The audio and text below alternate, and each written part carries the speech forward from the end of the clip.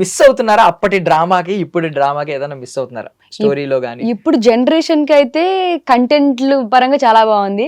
But flavours నాకు అనిపిస్తుంది అంటే 90s కిడ్స్ కి అందరికి అలానే ఉంటది కాబట్టి నాకు సౌందర్య గారన్నా అప్పట్లో చిరంజీవి గారన్నా చాలా ఇష్టం అన్నమాట.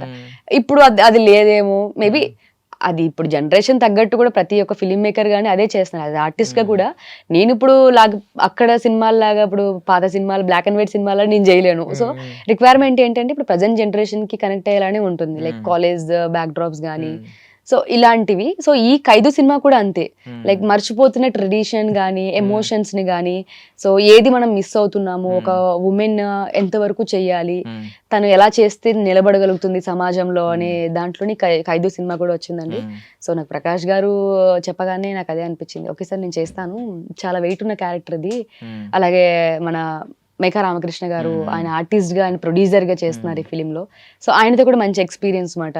లైక్ మంచి ఆర్టిస్ట్ ఆయన. సో అలాంటి పెద్దవాళ్ళతో కూడా వర్క్ చేయడానికి చాలా హ్యాపీగా ఉందండి.